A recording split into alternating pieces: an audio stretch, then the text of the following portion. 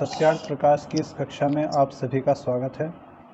और आज हम लोग जो है सत्यार्थ प्रकाश का पहला समोल्लास प्रारंभ करेंगे। देखो, पहले समोल्लास का विषय है या पहले अध्याय का विषय है परमात्मा के नाम, क्योंकि परमात्मा के नामों के ऊपर ही सबसे अधिक झगड़ा है इस दुनिया के अंदर। यदि मैं आपको पहले के समय की बात बताऊं तो पहले कुछ लोग ऐसे थे जो शिव को मानने वाले थे, तो उनसे एक नया संप्रदाय बना जो था शैव संप्रदाय। कुछ लोग ऐसे थे जो विष्णु को मानने वाले थे, उनसे एक नया संप्रदाय बन गया वैष्णव संप्रदाय। अच्छा, कुछ लोग जो है शक्ति को मानने वाले थे, दुर्गा को मानने वाले थे, उनसे एक नया संप्रदाय बन गया शाक्त संप्रदाय। अब इन संप्रदायों के आपस में झगड़े भी होते थे।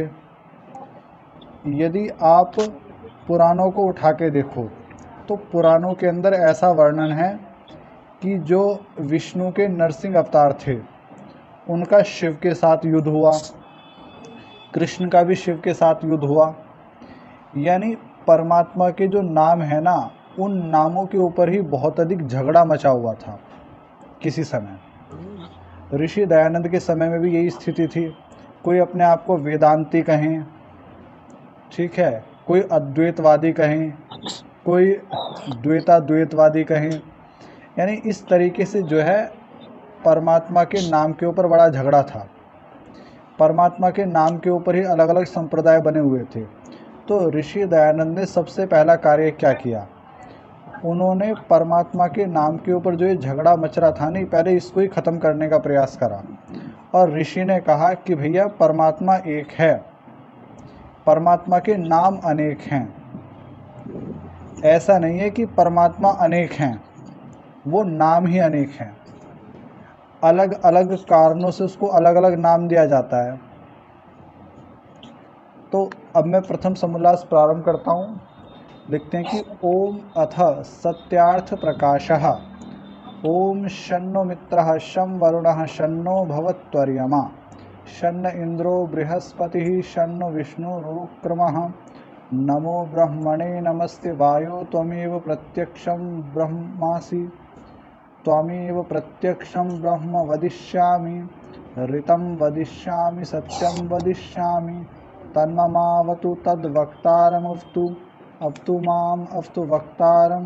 ओम शांति शांति शांति ही। अब जो मंत्र बोला गया है ना, इसका सबका अर्थ ऋषि दयानंद करेंगे। तो पहले मंत्र में सबसे पहले क्या कहा, ओम। तो ओम के ऊपर अब ऋषि दयानंद आपको बताएंगे कि ओम क्या है। फिर वो अर्थ करेंगे शन्नो मित्रः शं वरुणः। फिर वो अर्थ करेंगे नमो ब्रह्मणे नमस्ते वायो, इस चीज़ का। फिर वो आखिर में आकर अर्थ करेंगे 3 बार शांति क्यों कहा गया है। यानी एक एक शब्द आप लोग पढ़ोगे। तो सबसे पहले क्या है, ओम। यह है ओंकार शब्द, परमात्मा का सर्वोत्तम नाम है, क्योंकि इसमें जो अ, उ और म 3 अक्षर मिलकर एक ओम समुदाय हुआ है। इस एक नाम से परमेश्वर के बहुत नाम आते हैं। यानी कोई आपसे प्रश्न करे कि परमात्मा का सर्वोत्तम नाम कौन सा है, तो आप क्या उत्तर दोगे, बोलो। ओम। और अगला कोई प्रश्न करे कि भाई ओम ही परमात्मा का सर्वोत्तम नाम क्यों है, तो आपका क्या उत्तर रहेगा।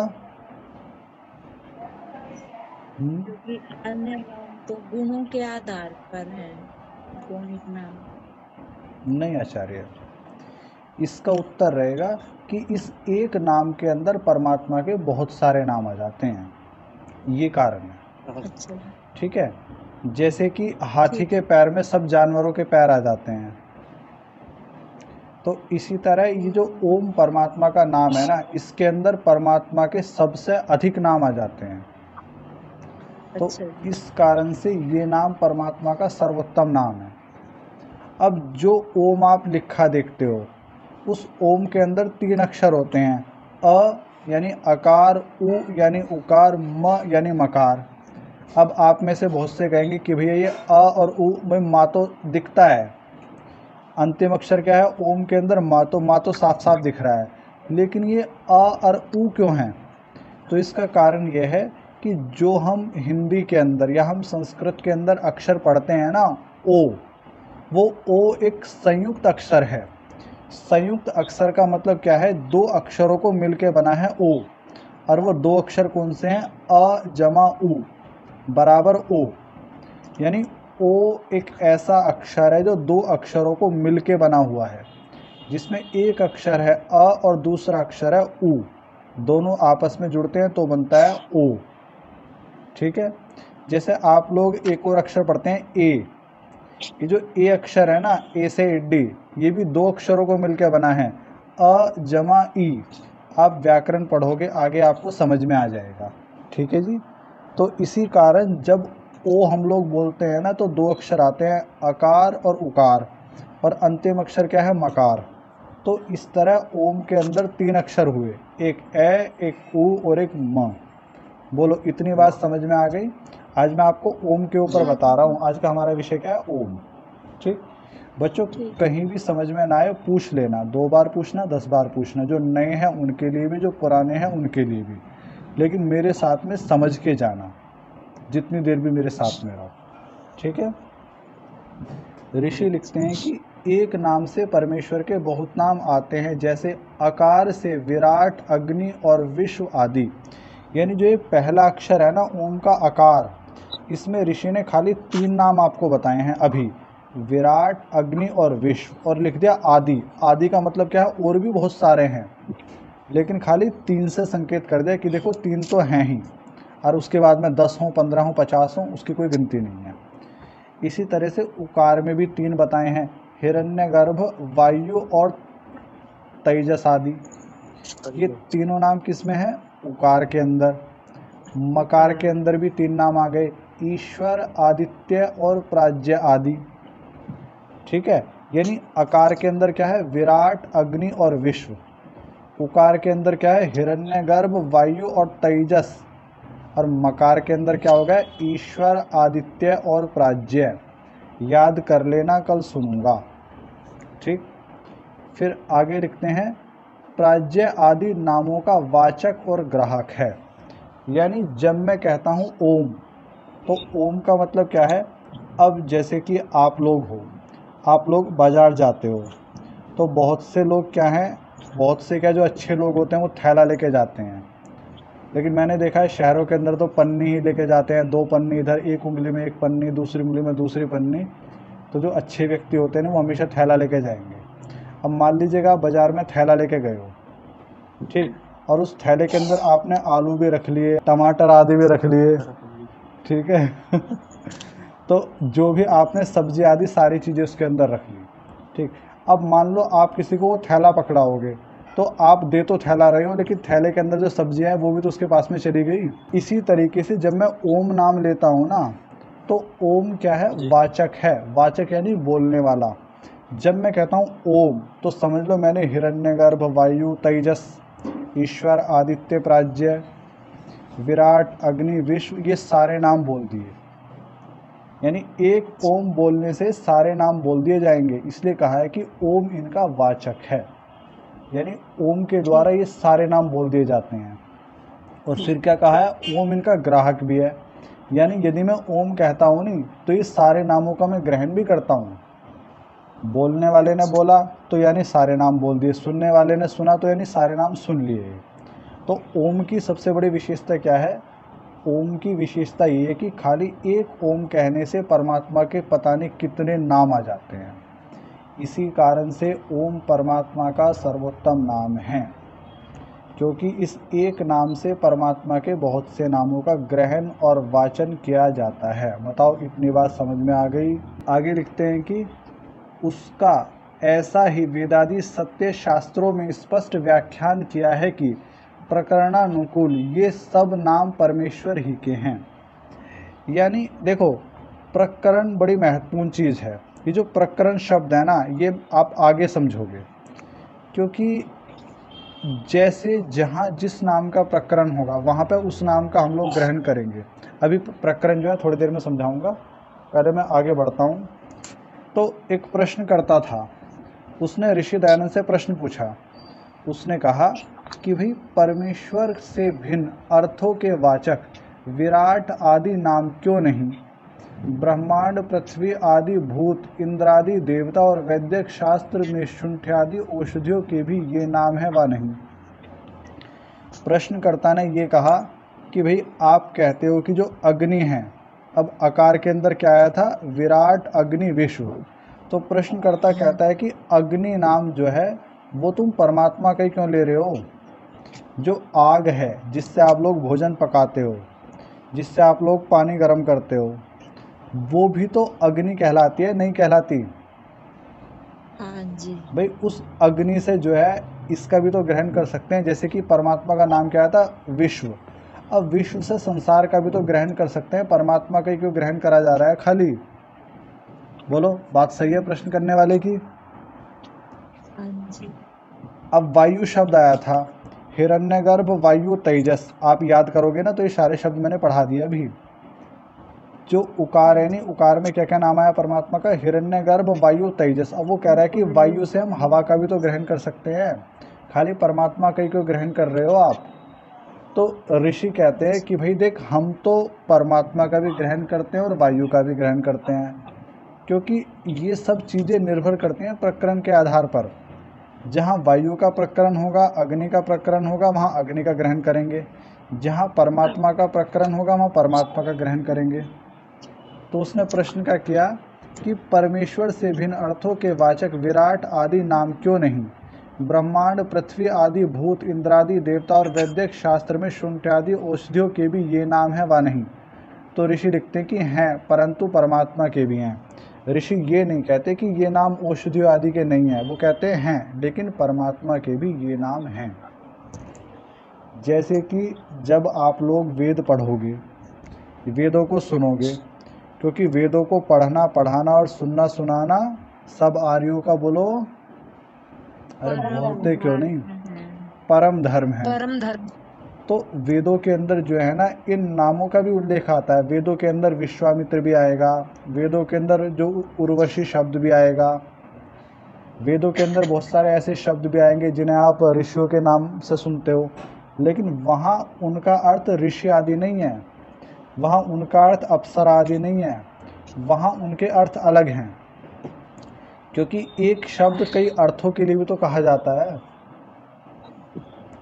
ठीक, तो ऋषि कहते हैं कि इनसे जो है अन्य चीज़ों का भी ग्रहण करा जा रहा है, लेकिन परमात्मा का भी ग्रहण करा जाता है इन शब्दों से, अग्नि आदि से। फिर वो अगला प्रश्न क्या करता है? केवल देवों का ग्रहण इन नामों से करते हो व नहीं? देखो वो क्या कह रहा है कि केवल देवों का ग्रहण करोगे? नहीं, ऋषि क्या कह रहे हैं कि हम तो परमात्मा का भी करते हैं और औषधियों का भी करते हैं, लेकिन वो अड़ रहा है। वो कह रहा है कि केवल देवों का नाम ग्रहण करो इनसे। वायु का अर्थ वायु देवता है, अग्नि का अर्थ अग्नि देवता है। तो ऋषि कहते हैं कि आपके ग्रहण करने में क्या प्रमाण है? ऋषि कहते हैं कि भाई ऐसा क्या कारण है कि आप लोग इनसे देवताओं का ग्रहण कर रहे हो? भाई कुछ कारण है तो कुछ कारण बताइएगा, इस कारण से आप देवताओं का ग्रहण कर रहे हो। तो वो क्या प्रश्न करता है? वो उत्तर दे रहा है कि देव सब प्रसिद्ध और वे उत्तम भी हैं, इससे मैं उनका ग्रहण करता हूँ। देखो क्या उत्तर दिया उसने कि देव प्रसिद्ध हैं और वो उत्तम है, इसलिए मैं उनका ग्रहण करता हूँ। अब कोई प्रश्न करे क्या परमात्मा उत्तम नहीं है? क्या परमात्मा से ज़्यादा कोई प्रसिद्ध है?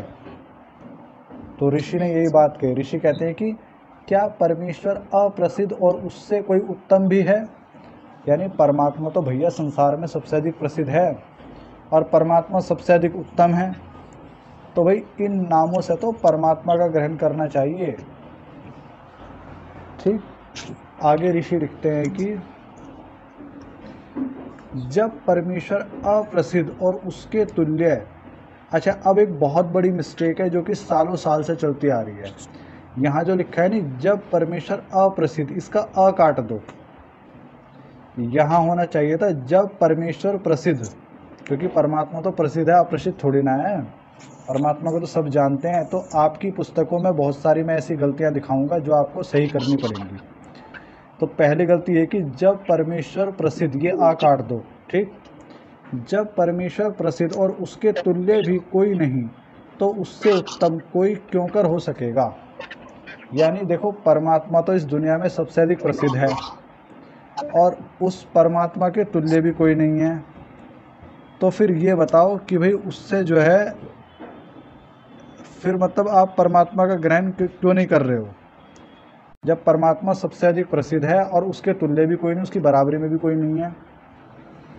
आगे लिखते हैं कि इससे आपका यह कहना सत्य नहीं, क्योंकि आपके इस कथन में बहुत से दोष आ जाते हैं। जैसे, ये आप सब याद करना, मुझे बड़ा प्रिय है। उपस्थितम परित्याज्य अनुपस्थितम याचता इति बाधित न्यायः। यानी जो उपस्थित चीज़ है उसको तो आप छोड़ दो, और जो अनुपस्थित चीज़ है उसके लिए आप दौड़ते फिरो, तो ये बुद्धिमानी नहीं है। जैसे मैं अभी कुछ दिन पहले आपको कह रहा था नहीं, स्वगृहे पायसम त्यक्त्वा भिक्षा मृच्छति दुर्मति ही, कि घर की तो खीर को छोड़ दी और बाहर जो है मांगता फिर रहा है, तो ऐसे को आप बुद्धिमान नहीं कहोगे। तो यहाँ भी यही बात कही है कि उपस्थितम परित्याज्या, जो चीज़ आपके पास में थी वो तो आपने छोड़ दी, और अनुपस्थितम याचता, और जो नहीं है उसके लिए आप फिर रहे हो, तो इसको शास्त्रों में बुद्धिमान का लक्षण नहीं कहा। मैं आपको एक उदाहरण से समझाता हूँ। एक बार की बात है कि मुझे जो है किसी कार्य के कारण खानपुर जाना पड़ा। खानपुर कला सोनीपत के अंदर पड़ता है, सोनीपत डिस्ट्रिक्ट के अंदर। तो मुझे दोपहर सुबह के समय मैं वहाँ गया, तो मेरी सिस्टर जो है खाना बना रही थी। उसने मुझसे कहा कि तू खाना खा के चला जा। मैंने कहा नहीं नहीं, खाना मैं वहीं पे ही खाऊंगा।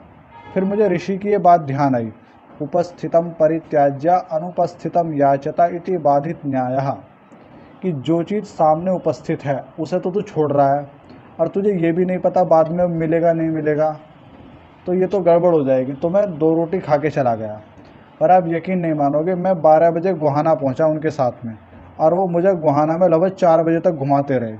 अब बताओ, यदि मैं खा के ना जाता तो मैं तो मारा ही जाता भूखा भूखा सारे दिन। तो इसलिए हमेशा ध्यान रखना, जो चीज़ सामने हो ना उसको ग्रहण करो, ये नहीं कि जो चीज़ नहीं है उसके पीछे फिरते रहो। जो आपके पास में है समझ लो वही सोना है, और जो ना मिला समझ लो वो मिट्टी ही थी इसलिए नहीं मिली वो। ठीक है, तो ज़िंदगी में मस्त रहना है, और जो चीज़ अपने पास में है वो सबसे अधिक कीमत की है। ठीक, ऋषि इसका अर्थ करते हैं, वो बताते हैं कि किसी ने किसी के लिए भोजन का पदार्थ रख के कहा कि आप भोजन कीजिए, और वह जो उसको छोड़ के अप्राप्त भोजन के लिए जहाँ तहाँ भ्रमण करे, उसको बुद्धिमान न जानना चाहिए, क्योंकि वह उपस्थित नाम समीप प्राप्त पदार्थ को छोड़ के अनुपस्थित अर्थात अप्राप्त पदार्थ की प्राप्ति के लिए श्रम करता है। यानी बुद्धिमान कौन है? जो पदार्थ उपस्थित है उसका ग्रहण करे, और निर्बुद्धि कौन है? जो उपस्थित है उसे तो छोड़ रहा है, और जो अप्राप्त है जिसका कुछ पता भी नहीं उसके लिए वो दौड़ता फिर रहा है। ठीक, इसे आप बहुत सारी जगह लगा सकते हो। नीति का अच्छा वाक्य है, वस्तु दर्शन शास्त्र का है। आगे लिखते हैं कि इसलिए जैसे वह पुरुष बुद्धिमान नहीं। अच्छा, ऋषि इस बात को क्यों कह रहे हैं, समझो इस चीज़ को। मैं भी आपसे बात पूछूंगा कि आपके सामने भोजन रखा है, आप उस भोजन का ग्रहण ना करके आए, और आपको ये भी नहीं पता बाहर मिलेगा नहीं मिलेगा, और आप बाहर भटक रहे हो, तो आप उसको बुद्धिमान कहोगे या निर्बुद्धि कहोगे? बताओ खाली इस बात को। निर्बुद्धि कहोगे उसे आप। तो ऋषि इसी चीज़ को समझाने के लिए कह रहे हैं कि इसलिए जैसा वह पुरुष बुद्धिमान नहीं वैसा ही आपका कथन हुआ, क्योंकि आप उन विराट आदि नामों के जो प्रसिद्ध प्रमाण सिद्ध परमेश्वर और ब्रह्मांड आदि उपस्थित पदार्थों का परित्याग करके असंभव और अनुपस्थित देवादि के ग्रहण में श्रम करते हैं, इसमें कोई भी प्रमाण व युक्ति नहीं है। ऋषि कहते हैं कि देखो, जो ब्रह्मांड है, अग्नि है, वायु है, आदित्य है, इनसे आप या तो परमात्मा का ग्रहण करो या फिर प्रकृति का ग्रहण करो तो भी ठीक है, लेकिन तुम ग्रहण कर रहे हो देवताओं का, और तुम्हें ये भी नहीं पता देवता हैं भी और नहीं भी हैं। देखो, ऋषि दयानंद की मान्यता क्या है कि ये देवता उवता कुछ नहीं है, जो ये कहते नहीं अग्नि देवता, वायु देवता, फलाने देवता, ऐसा कुछ भी नहीं है। ऋषि कहते हैं कि या तो परमात्मा है या फिर प्रकृति है या फिर जीवात्मा है, ये तीसरा कोई नहीं है जिनकी लोग बात करते फिरते हैं। तो आगे क्या कहा है कि जो आप ऐसा कहें कि जहाँ जिसका प्रकरण है वहाँ उसी का ग्रहण करना योग्य है, जैसा अब यहाँ आपको जो प्रकरण है नहीं वो समझ में आएगा, प्रकरण का मतलब क्या है। जैसा किसी ने किसी से कहा कि हे भृत्य, भृत्य कहते हैं नौकर को, संस्कृत में भी आपने पढ़ा होगा भृत्यः, पढ़ा था नहीं। हे भृत्य हाँ जी। त्वम सैंधवम आनया, क्या कहते हैं कि हे भृत्य त्वम सैंधवम आनया, किसी मालिक ने नौकर को कहा कि हे नौकर त्वम सैंधवम आनया, अर्थात तू सैंधव को ले आ। तब उसको समय अर्थात प्रकरण का विचार, प्रकरण का मतलब क्या होता है समय, समय अर्थात प्रकरण का विचार अवश्य है, क्योंकि सैंधव नाम दो पदार्थों का है। देखो सैंधव का एक अर्थ तो होता है घोड़ा और सैंधव का एक अर्थ होता है लवण यानी नमक। जो स्वस्वामी का गमन समय हो तो घोड़ा और जो भोजन का काल हो तो लवण को ले आना उचित है, और जो गमन समय में लवण और भोजन समय में घोड़े को ले आवे तो उसका स्वामी उस पर क्रुद्ध होकर कहेगा कि तू निर्बुद्धि पुरुष है। अब देखो सैंधव के दो अर्थ हुए, एक अर्थ तो क्या था नमक और एक अर्थ क्या था घोड़ा। अब मान लो मालिक भोजन कर रहा है और वो नौकर से कह रहा है कि तू सैंधव को ले आ। अब बताओ खाने के समय वो घोड़े को लेकर आए नमक को लेकर आए, बताओ, क्योंकि दोनों को सैंधव कहते हैं। नमक को लेके आए, और यदि घोड़े को लेकर आ जाए फिर क्या होगा हैं? तो मूर्ख हो गया वो। और यदि उसके घूमने का समय हो और फिर वो कहे तुम सैंधव आनया, अब वो घोड़े को लेकर आए नमक को लेकर आए, घोड़े को लेके आए। उस समय वो घोड़े को लेकर आए। कहने का अर्थ क्या है, जहाँ जिसका प्रकरण होता है वहाँ पर वही काम करना चाहिए। अब यदि जहाँ पे अग्नि से परमात्मा का ग्रहण है वहाँ पे परमात्मा का ग्रहण करना चाहिए, और जहाँ अग्नि शब्द से देवता उसका भौतिक अग्नि का ग्रहण करना हो आग का, तो वहाँ भौतिक अग्नि का ग्रहण करें। तो यहाँ डिपेंड करता है कि प्रकरण क्या है, समय क्या है। समय के अनुसार ही ये निर्णय लेना चाहिए कि कहाँ पे किस चीज़ का ग्रहण करना है। इतनी बात समझ में आ गई होगा आपके। तो हाँ जी। हाँ, तो आगे लिखते हैं कि गमन समय में लवन और भोजन काल में घोड़े के लाने का क्या प्रयोजन था। तू प्रकरणवित नहीं है, नहीं तो जिस समय में जिसको लाना चाहिए उसी को लाता। जो तुझको प्रकरण का विचार करना अवश्य था वह तूने नहीं किया, इससे तू मूर्ख है, मेरे पास से चला जा। इससे क्या सिद्ध हुआ कि, यह नोट कर लेना, जहाँ जिसका ग्रहण करना उचित हो वहाँ उसी का ग्रहण करना चाहिए। तो ऐसा ही हम और आप सब लोगों को मानना और करना चाहिए। यानी जहाँ पे इन चीज़ों से परमात्मा का ग्रहण हो वहाँ पर करें परमात्मा का ग्रहण, और जहाँ पे इन चीज़ों से ग्रहण करना चाहिए अग्नि का, वायु का, जो भौतिक पदार्थ है वहाँ उनका ग्रहण करें। तो हर व्यक्ति को प्रकरण के अनुसार कार्य करना चाहिए। ठीक, तो मैंने आज आपको पढ़ाया है ओम। ओम 3 अक्षरों से मिलकर बना है, अकार उकार मकार। अकार के अंदर 3 नाम हैं, विराट अग्नि विश्व। उकार के अंदर 3 नाम है, हिरण्यगर्भ वायु तेजस। मकार के अंदर 3 नाम है, ईश्वर आदित्य प्राज्ञ। ओम परमात्मा का सर्वोत्तम नाम है क्योंकि इसमें परमात्मा के बहुत से नाम आ जाते हैं। दूसरा, इन्हीं नामों से जो है प्रकृति के पदार्थों का भी ग्रहण करा जाता है और परमात्मा का भी। ये डिपेंड करता है कि भाई प्रकरण क्या है, यानी कहाँ पे किसका ग्रहण करना चाहिए। यदि आप प्रकरण के खिलाफ जाओगे, उल्टा ग्रहण करोगे, तो देखो वो कहीं ना कहीं गलती है। और सबसे महत्वपूर्ण बात क्या है, उपस्थितम परित्याज्य अनुपस्थितम याचता इति बाधित न्यायः। समझ में आ गया।